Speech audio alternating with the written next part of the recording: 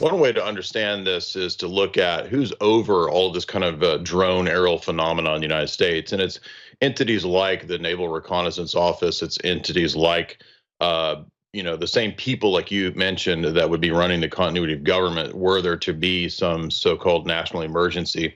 Everybody remembers, I'm sure, the announcement at the United Nations where Reagan said that perhaps we need an external global threat that could unite all of the nations together in a kind of new world order. If you think back to all the alien movies, the very propaganda of the earliest days that the mythos of Hollywood was putting out in terms of alien stories, if you think about something like The Day the Earth Stood Still, that's exactly the message of The Day the Earth Stood Still. If the nations don't come together, if they don't form a world government and engage in disarmament, then we won't have world peace. And the enlightened, advanced space brothers are going to help us, or they're going to destroy us. And there's a lot of parallels too when we get over into the phenomena of the psychonauts and the people that were doing a lot of LSD and DMT and shrooms, whether it's Tim Leary or whether it's Terrence McKenna. These figures also believed that they were in contact with alien entities, which they themselves described oftentimes as interdimensional beings or ETs. That's also found in people like Dr. John C. Lilly. In his autobiography, he says that a lot of the technology that he believed that he was getting when he was in his sleep tank, sleep deprivation tank, or his float tanks or whatever, that he was speaking to these beings that were giving him information on electrodes, on RFID chips, things that he was literally working with the Navy for. So a lot of times people think this is run by some Men in Black thing, but it's actually, I think, a lot of times run by the Navy. They're actually behind a lot of these things, the NRO. And my initial analysis is that I don't believe that aliens are going to be using, blinking lights, the same type of blinking lights that you would see on a very terrestrial, Earth-based drone. And a lot of people from the military are actually posting on Twitter their versions, their examples of drones that are really advanced. And I disagree quite a bit, for example, with Jim Marrs, but I was pulling out some of my old Jim Marrs books from back in the day. And I know Jim used to be on Alex quite a bit back in the day. And Jim Marrs actually had a pretty interesting chapter where he talked about a lot of the drone technology that you would see in the future 10, 20, 30 years later. So he was writing books in the 2000s about drone technology. Now, he believed in actual foreign extrabiological entities. I don't believe in that. I think that's part of the psyop. But I did enjoy the insights that Jim Marrs had into drone technology. So even within the domain of the known UFO researchers, advanced drone technology goes back to Vietnam. If you read Annie Jacobson's book on the history of DARPA, she talks about what would eventually become DARPA. That's where we get the internet, ARPANET, et cetera. They were actually working on with the Air Force at the time of Vietnam, already using unmanned aerial vehicles, UAVs. So this is not anything new. Now, it is true, I think, that a lot of what they do and a lot of the research is kept, hidden. So they do have suppressed secret technologies, and they are proficient at keeping technology suppressed. People think that, well, they couldn't keep a secret.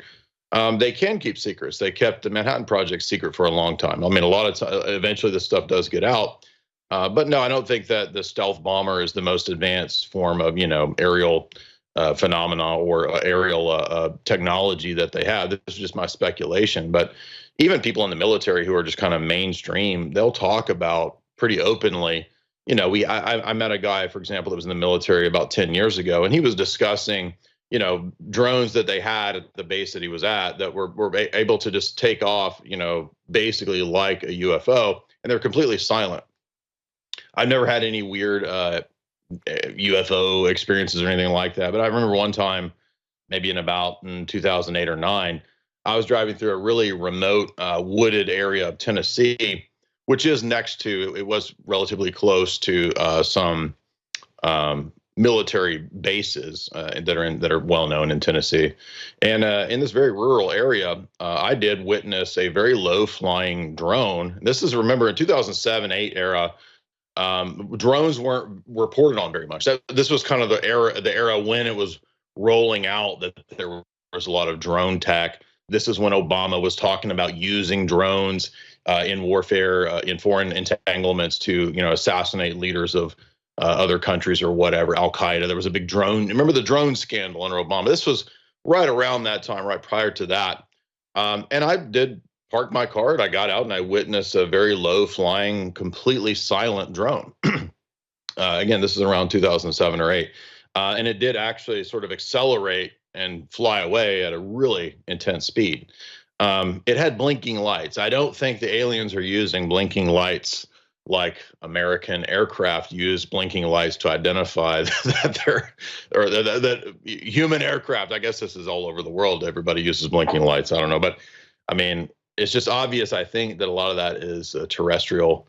It's military technology, and the military has utilized, believe it or not, the alien mythos and story to cover up black operations.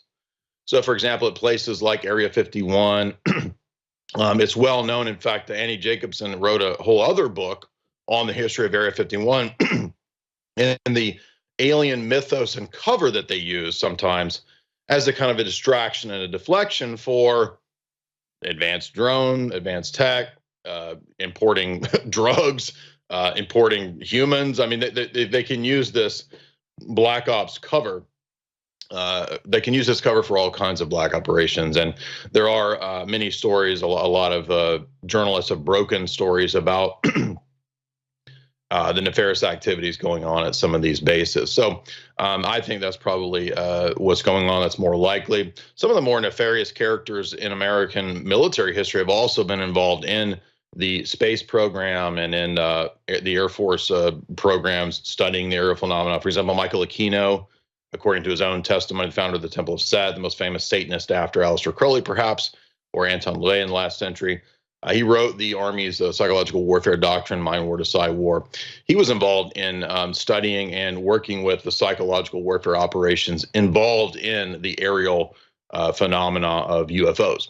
So what does that tell me? Well, the more that you dive into this question and the people involved in this question, the history of this question, and I'm not saying there are no spiritual phenomena or there are no weird, unexplained phenomena, but specifically the US-based mythos of the alien crash narrative, Roswell story.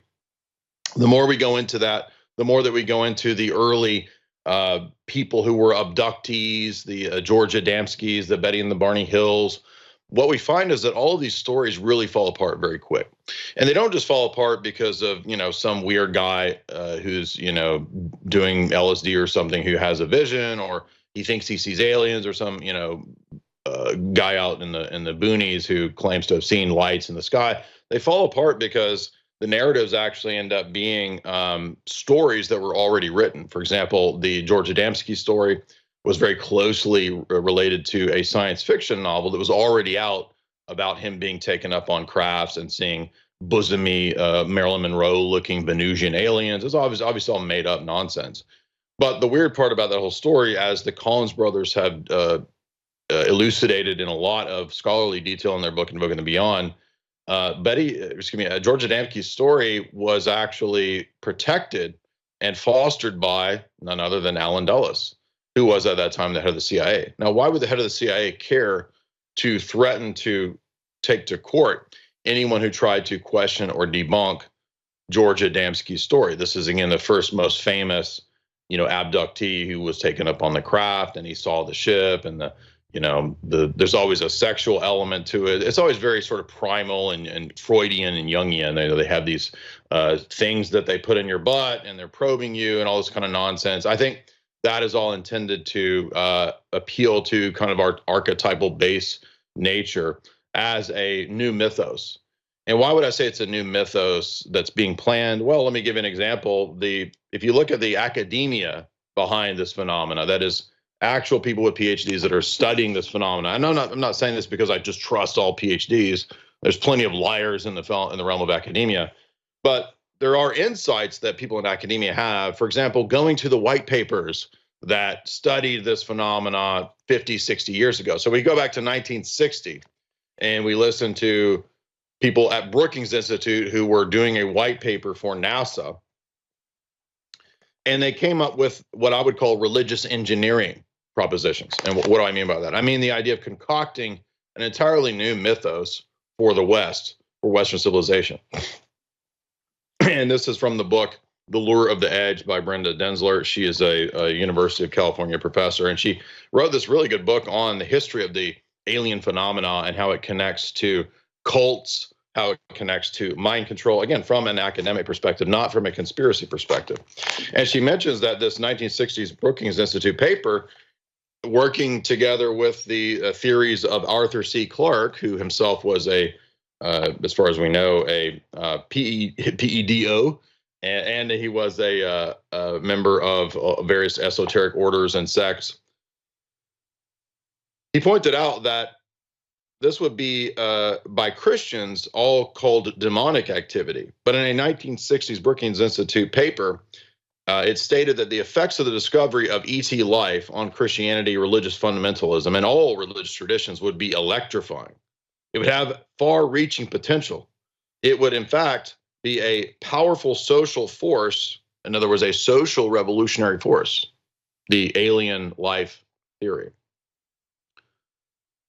Science fiction writer Arthur C. Clarke felt that the doctrine of the incarnation of Christ was a ticking time bomb, and that it would fall apart when this was announced. One psychologist in the UFO community stated that this would actually be a long-time battle that was going on, and this cover-up was about to be known and revealed. Not only would the idea of the incarnation itself come under review, as one investigator put it, the whole Christian idea of the plan of salvation would be secretly or severely problematized. So this is from the white paper. That was a quote from the professor. This is from the white paper itself. The Christian religion would be compromised by the discovery of ET life, because it makes so much of the doctrine of the incarnation as a historical event and of the knowledge of the good news of Jesus Christ and his passion, ascension, and atonement, that is the essence of salvation. It would rather have the effect to maintain that the incarnation, the crucifixion of the Son of God, occurred on innumerable worlds. So we would immediately have to have this doctrine of multi-worlds, multiverse, that Jesus is an alien being, perhaps saving aliens on other planets. And thus the good news would have to be a gospel that spread throughout the universe. This would be a vain effort, for the distant galaxies are so far away that they would probably never be contacted. And so ultimately, this would be the collapse of Christianity, because it would compromise not just the incarnation, but also the idea of divine providence, because God didn't save the alien worlds. So from the Brookings Institute papers in 1960, they were already discussing and theorizing about how this new mythos, this new narrative, would undo the existing mythos of the biblical heritage of Western civilization. So in other words, it's enough to destroy and undo Christianity, so they believe, just by announcing the possibility or the existence of alien life on other planets, on other solar systems, or even life existing outside of Earth. Now, whether you believe that's true or not, that's up to you. But what I'm saying is that in 1960, they were already studying the social engineering impact that a new mythos, a new alien myth, a new alien story would have to destroy the existing belief systems. Why would they want to do that? Well, from the vantage point of the elite, and this would include people like Arthur C. Clarke and the people at Brookings and others, they actually believe that all religions are just concocted, made up, synthesized myths. So Christianity, they would say, is just some cycle of incarnation of the various older religious traditions. It's another version of the Osiris myth. It's another version of Egyptian, mythology or whatever, Ra, or some other ancient myth. It's Enki, it's Enki, all this kind of Mesopotamian stuff, Sumerian stuff. So they see the ancient religions as really just recycled stories, and there's none are no better than the others. They're only better insofar as they match up to the agenda of the technocratic elites that want to steer society into the direction of a technocratic agenda. And so thus the alien mythos, the alien story that they are pushing fits perfectly into the narrative that they want for a technocratic global governance. And this is not surprising. I mean, many of the people who said they wanted a quote Luciferian global government, as H.G. Wells says in his book, God the Invisible King, said they would have to create a new religious myth, a new story for Western civilization that doesn't just have man's redemption and salvation, but this kind of evolving into godhood status where we have to, depopulate, where we have to have a technocratic control grid. It just so happens to match up with what the technocrats want. Now, isn't that odd? Why does the alien story and mythos, going back to its very origins of the MJ-12 and Roswell and the early alien promoters, how come it just happens to match up with what the technocrats want? Right? It just happens to match up with what the UN wants. So the aliens are telling us to depopulate. The aliens are telling us to, have a global government, to have a dearmament, to have gun control. It just happens to match up with everything that the degenerate, wicked elite want. I mean, that should tell you something, right? And why is the system suddenly promoting aliens everywhere when for many, many decades they played the part of, oh, there are no aliens. You're crazy if you even look into this. And now suddenly in the last few years, you've got hearings in Congress. Oh, we've got UAPs, we've got underwater craft. They're real. And the people who are promoting it are all a bunch of people from the deep state themselves, a bunch of military, psyops people. By the way, newsflash, those are the people who lie. Those are people who are trained to lie. Like the number one thing you do when you enter that life, that domain, is you are trained to lie. And if you want the easiest way to debunk all of this, there's a great documentary that was made some years back, about 10 years ago. It's called Mirage Men. And Mirage Men is a documentary where they go and they interview people like Richard Doty and others who were involved in counterintelligence for the Air Force. And in his case, he was involved in helping to concoct the alien myth. Yes, you heard me correctly. He sits there and says, yeah, let me tell you all the tricks I use to profile idiot narcissists who believe that they're chosen by the aliens to give a new gospel to humanity. And we find these quacks and these idiots, and we just feed them a bunch of disinfo. And we bring them to the base, and we tell them they're going to meet with a general, and we play a VHS tape of some crappy, B-movie set version of a UFO flying. And they actually believe it because the general comes in and says, we've chosen you to give the message to the people. So it's a psyop. And it's all in that document. It's a great documentary. You have to watch that as a starting place for understanding the UFO alien psyop scam, a new grand narrative for Western civilization, which will merge into a new Hegelian dialectical synthesis with the rest of the Darwinian mythos to promote a new idea of man being seeded by the alien visitors as a kind of a DNA experiment to create a future race of supposed genetically pure beings. And in fact, if you go back to the origins of a lot of the people who promoted the alien mythos, or what would become the alien mythos a long time ago, they were absolutely 100% proponents of dysgenics, eugenics. They believed in the evolutionary control that would produce, that could be tweaking mankind to create a future transhumanist super being. So we mentioned earlier H.G. Wells. H.G. Wells wasn't just an expert in propaganda. He actually put his propaganda to work. And so he wrote famous books like War of the Worlds, which were really intended, I think, to seed the idea of what we're talking about with the alien myth. And I'm not joking when I say that all the same people pushing the alien myth, when you go into their writings, they're all believers in, transhumanism. They're all believers in eugenics. They're all believers in mass depopulation. And what better story or mythology to use to promote those ideas than the idea that we're seeded by far off alien god beings and visitors. And those god beings are here to help train us, to lead us into ascension, the ascension of the next millennium, whatever kind of new age stuff.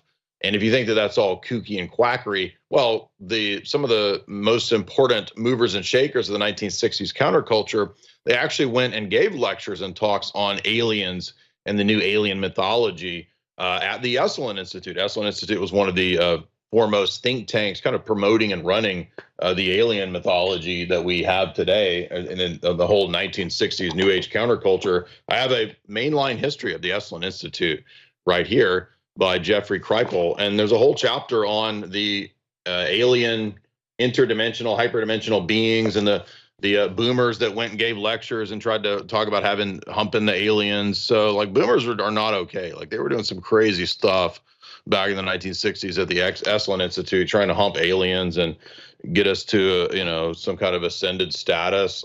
So, I mean, at the same time, it's not just H.G. Wells that was really helping to promote this. It was also Hollywood. For example, the 1949 Project Sign report was one of the early Air Force military declassified things that came out about the UFO phenomenon. And that was what that showed was that there was this central group of intelligence operatives that were really controlling and steering the narrative. In 1949, in Project Sign, they were pushing the idea of debunking all of this. It's not real. But at the same time, MJ12 was pushing that it's all real and it's all a cover up. So you've got two supposed intelligence factions and groups pushing contrary narratives here, that there's real alien visitations, but at the same time, no, it all needs to be debunked.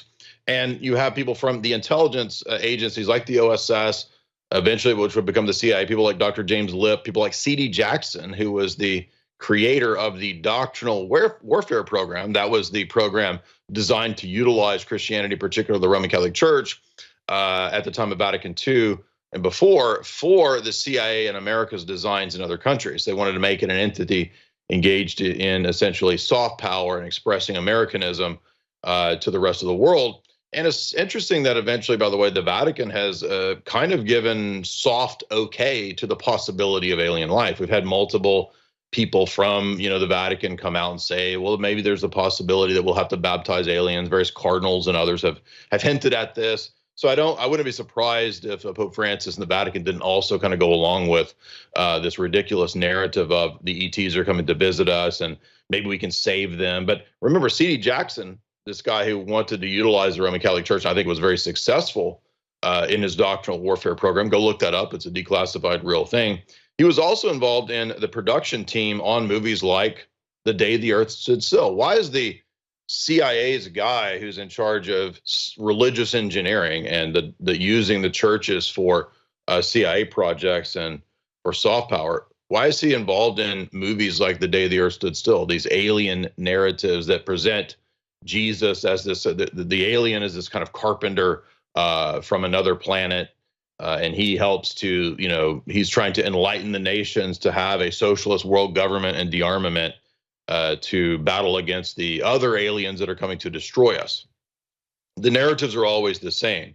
In fact, other production companies at that time, 20th Century Fox, they were putting out a lot of these alien movies. Some of the earliest ones, I think Day the Earth itself, I remember, is a 20th Century Fox Zanuck production. And if you look at what they were doing, they were working at the same time. 20th Century Fox at that time was working with the Office of Wartime Intelligence. So it was working with OSS directly on the production of some of these most famous, memorable, archetypal alien films. And speaking of archetypes, guess who else wrote about the possibility of UFOs and aliens as an archetypal pattern that could change human consciousness? Carl Jung, absolutely. Carl Jung wrote an essay on UFOs. I remember reading that some years back. He believed that UFOs, because he thought everything was kind of a projection of the unconscious, that we were sort of manifesting and projecting these things into existence, and that eventually the projections would also reflect back into our psyche, and we would have a sort of changing images of man scenario where we would evolve into some, future Gnostic sort of religion or something like that. So for Carl Jung, they're also a religious phenomenon. And Carl Jung, was a famous Gnostic in terms of his theology. If you look at his Red Book, which was his sort of like a dream journal, he thought he was getting these channeled messages in his dreams, and he recorded this in this big, giant, rare esoteric book called the Red Book. And it's all these messages from these beings and these entities, again, very similar to what all the people who claim to channel aliens or to speak to the aliens claim. They claim that they're getting these messages. They claim that they're getting these vibes from the ether, from the alien sphere. And it's the same stuff that the people who do DMT say. When the people who do DMT say they talk to the clockwork elves, when they talk to the interdimensional beings, they're saying the exact same thing. Don't have any kids, depopulate, emasculate yourself, let us have a world government. We love you. We're aliens, but also we're demons. So it's all the same stuff, always. Why do the DMT clockwork elves say the same thing as the aliens? And they just happen to say the same thing that demons say in the Christian theological system. Kill your offspring and have a world government and submit to us because we love you and we'll make you feel good, by the way. But they don't. They're demonic entities.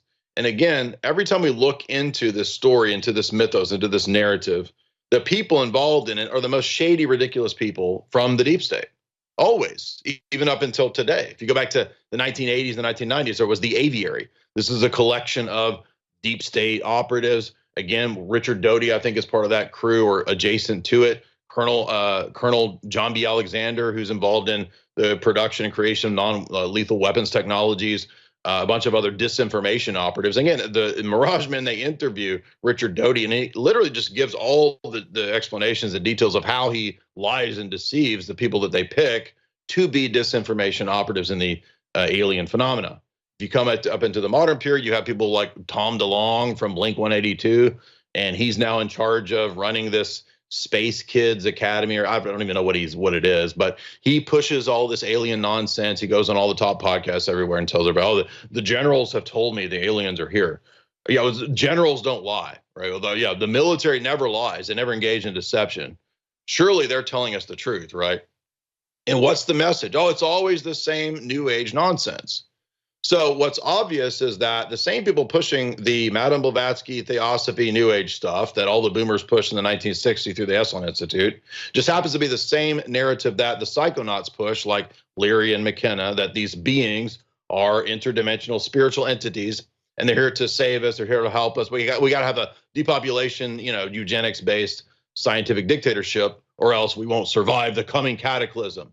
Now, why the nuclear stuff? Why is the nuclear stuff always attached to the UFO phenomenon? I think there's a convenient usage there for the threat. Everything attached to nuclear stuff is all about the possibility of the world being destroyed, right? It's a giant cataclysm. So the way to craft the alien narrative as if the interdimensional beings or entities or whatever might destroy us all is precisely to connect them directly to the nukes.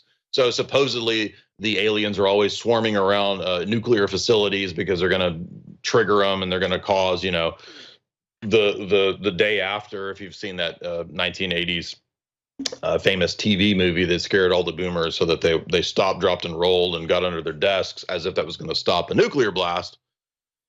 That movie, The Day After, right? That sort of burned into the psyche of many. I mean, I watched it as a kid, so I remember it as well. It's terrifying stuff if you grew up as a kid in the 1980s thinking that you're going to get nuked at any moment. So what better thing to tie the aliens to than the nuclear technology, nuclear energy or whatever, because that immediately gives us the impression that at any moment, right, maybe the aliens are doing reconnaissance in New Jersey and maybe they're going to attack and maybe they're going to trigger the nuclear war.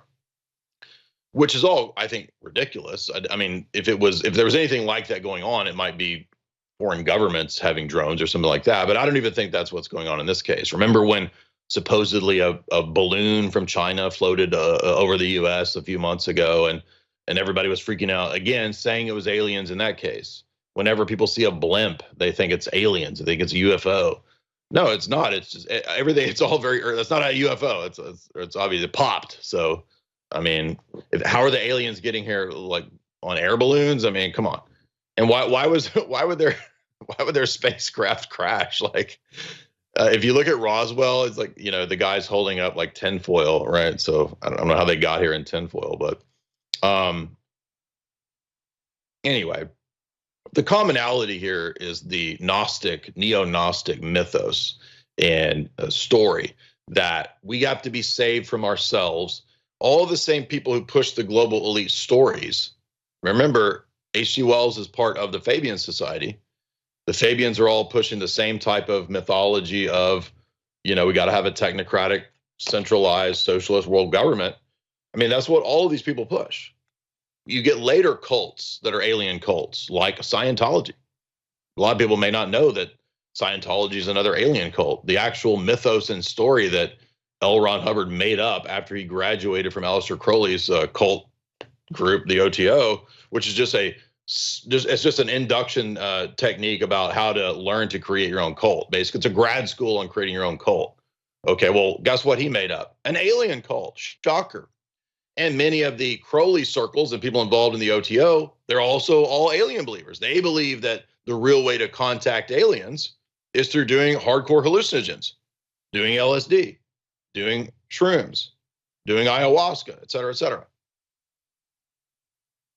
And they combine that with so-called ritual magic, et cetera, and you've got the real way to contact the beings, the entities. And if you think this is all crazy, no, you understand that in the 1970s, the CIA was literally studying the occult. They were studying how to perhaps weaponize and understand scientifically the occult. I've done multiple live streams and talks on Project Stargate, the remote viewing studies and projects. I've done podcasts on the gateway process. We just did one of those a few months ago on my channel. Go check out my podcast that we did breaking down the entire gateway process document, which is all about meditation and connecting into other dimensions through meditation. These are all real CIA studies and projects that are declassified. So this isn't fake. This is all real studies. I'm not saying that all the stuff is real, but the studies that they were doing, again, all ties into religious engineering, all ties into mastering and creating and controlling these various cults. In fact, if you get into the early phases of NICAP and MUFON, those were very quickly taken over by, if they weren't started by, people from the CIA and various intelligence agencies. And that's why those entities have been really engines of disinformation, just like the aviary, just like all these. Again, just go watch Mirage Men. I don't understand why. Do people who love and go crazy about this, like they never watch Mirage Men, which is one of the best documentaries on this whole topic. In fact, they even talk about in Mirage Men the very people from Hollywood that they brought in to craft and create some of the so-called famous alien videos. So a lot of stuff that you see on the internet or on Twitter or whatever, I'm not saying that there aren't people, recording drones or recording real phenomena at times. I think there are, but a lot of these are also famous faked footage. And Doty talks about that. I don't know about the one that you see there with the famous ones about DC. I mean, that could be fake, could be real, who knows? But I mean, again, it looks like a B movie too from the 1950s as well. So who knows? But they talk about in the documentary in Mirage Men the ability that they had in decades ago to craft pretty good faked alien footage. And they also talk about at times they didn't even have to create something that was that high quality. They could even do really low quality stuff. And if they just brought some dupe to the military base and had a general tell them that this was a real craft, and that, I mean, it's laughable when you watch the documentary because they're actually telling their dupes that, the aliens landed and here's a VHS video of it, and they want us to make a treaty with them, with the Pleiadians, and but we can't tell the people yet because humans aren't ready for it. So we need you to be our disseminator and our ambassador to the people of this new alien gospel. And what's funny about all this is like, wait a minute, isn't that the whole plot of X-Files? If you watch the entire story arc narrative of the show of X-Files, that's literally what's in X-Files. They actually find people that they have to disseminate the myth to, through dupes who are the chosen ones. And even in the X-Files, they even talk about how this is all pretty much run by, people from the CIA, people from the OSS, people from the deep state. In the X-Files, it's called the Syndicate, right? So all of this is coming out of, quote, the Syndicate, even in the X-Files. But no, we're supposed to just believe these people. So the people who lied and made up weapons of mass destruction stories about, they're the ones that are going to be the ones telling us about the alien mythos. It's kind of like, reverse or inverse Kramer. I don't know if you are familiar with this, but basically anytime Jim Cramer talks about something in terms of economics, the opposite happens. So if he talks about how good Bitcoin is, Bitcoin goes down. If he disses Bitcoin, of course, it goes up. So this is a well-known market phenomena. It's like kind of like the same thing I would say here. Like anything that the establishment is saying, pretty much just believe the opposite. So if they're pushing aliens and the alien mythos, then it's not true. It's a pseudo religious mythology that they're trying to concoct. I would say that's the big picture. In the small term, is probably what Alex was talking about. It's a demonstration of drone technology. So when Russians are looking at this and what America has going on, they're not thinking about aliens. I guarantee you that. When the Russians see this, they're saying, okay, America's flexing its drone tech or something. It's America showing what they could come do with drones in Russia or something like that. That makes a lot of sense. That makes way more sense than the idea that, drones have blinking lights like aircraft, registered aircraft have. That's ridiculous. It also doesn't make sense that the craft crash and they happen. So that when the craft crashes, like it looks like, a tin can, Apollo mission type of craft. I mean, it just looks ridiculous. It looks like a B movie. But people still believe this. And why is it, by the way, that all of the famous cults, particularly suicide-ish cults, they happen to have an alien myth? Have you noticed this? There's a big alien mythos behind them. Not all of them, but for example, the Heaven's Gate, that was a big alien cult, right? The Hale Bopp was like some alien mothership that was going to come. It was a P-Funk mothership was going to come take us away, right? There's all these Heaven's Gate weirdos, and they literally believe this crazy nonsense with a guy who literally looks like the ultimate alien cult leader, and yet they believed it. Now, it used the alien myth. Think about the Raelians. The Raelians also supposedly have human cloning technology, and the cult's run by this multimillionaire former French race car driver. I mean, it's just ridiculous. And yet, that I don't think they're not a suicide cult, but they also believe in aliens and all this nonsense. They have intelligence connections. The Order of the Solar Temple, that's another literal suicide cult. Well, they also had an alien mythos because they were blending Crowleyan OTO elements into their story, and the ascended masters and the gods from the beyond and so forth.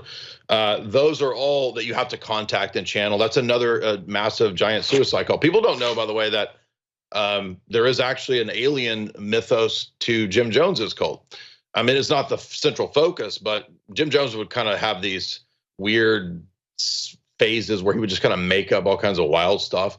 And there's also kind of an alien space opera thing going on in the background of the Jim Jones cult, if you go really deep into all the stuff that he taught over the years. Now, I don't think it was, again, the main portion of his mythology, because a lot of what Jim Jones was doing was just kind of like liberation theology, Marxism version of so-called like watered down Christianity. But he would at times talk about, that this universe was created by some kind of entity that was an alien entity that farted it out. He literally said that. I'm not making that up. So again, that's another alien cult. You could argue that Crowley and his OTO is an alien cult.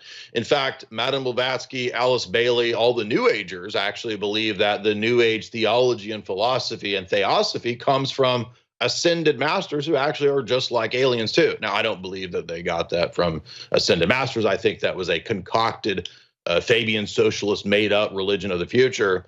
I mean, it is demonic, but I don't really believe that it came from ascended masters. I think her ascended masters, quote unquote, were her handlers, the spy chiefs that were really running her. And if you don't believe that, look up the work of Dr. Richard Spence, who wrote the famous book, Secret Agent 666, about how Aleister Crowley was actually working for British intelligence. So what do you know? The most famous proponent of alien theology in the 20th century, also the most famous Satanist of the last century. Yes, he actually, if you go into the studies of what Crowley really talked about, it's not an accident that his channeled lamb entity or being looks just like an alien. The entity that Aleister Crowley claims to have channeled is like a big, goofy-headed alien. Just look up lamb, L-A-M. If you have a picture of Crowley's lamb there to the guys in the studio, look up Aleister Crowley's L-A-M, lamb, and you'll see that it looks just like an alien being. Again, whether Crowley really channeled anything, whether he was just bombed out of his mind on various drugs and he saw this entity or did contact it, which is possible, or whether he just concocted it, it fits very closely into the alien mythos and narrative. And in fact, some members of that group and of that cult to this day actually do believe that they are channeling and contacting, quote, aliens when they do their rituals. So whether you believe in the aliens or not, or whether you believe in the H.G. Wells thesis that it's all concocted as a new mythology, either way, it's abundantly clear that the system, that the establishment is using and concocting and wants this narrative to be there, not just for media. There's Lamb, supposedly the entity that Aleister Crowley contacted the demon entity, alien entity, that becomes really, I think, one of the archetypal images for the future of the Greys or whatever they're supposed to be. This is all mythology. It's being engineered, it's being created, and it's not accidental that all of the mind control CIA doctors and people like that, the psychonauts, are also directly connected to and working with and involved in the crafting and the production of the alien mythos, whether it's the British intelligence operatives and people like H.G. Wells, people like, even Aldous Huxley, you could argue, because Huxley in some of his books talks about contacting and interacting with demonic entities through these opening these doorways, doors of perception and whatnot. I don't know that if he really believed in demons or if he just thought perhaps they were entities. This is, I think, Eyeless in Gaza is the Huxley book that talks about this. But in Doors of Perception, he does talk about opening up these pathways and these portals, so to speak, through the hallucinogenic experience. But he kind of, if you read Doors of Perception, he kind of debates in the book whether it's a purely mental phenomena or whether you're actually opening up doorways to other dimensions. So he kind of debates it with himself and perhaps isn't clear. But regardless, these people actually do believe that the interdimensional beings do interact with our realm and that they do give us information, they do give us technology, they do give us creative ideas or something like this. You could debate that, but it, again, just happens to fit into the Christian theological story of demons who are fallen angels who work to deceive men, who appear as angels of light, as Paul says, and who lie to men. So keep in mind that just because there's a spiritual experience doesn't mean that it's a good spiritual experience. It might be demonic.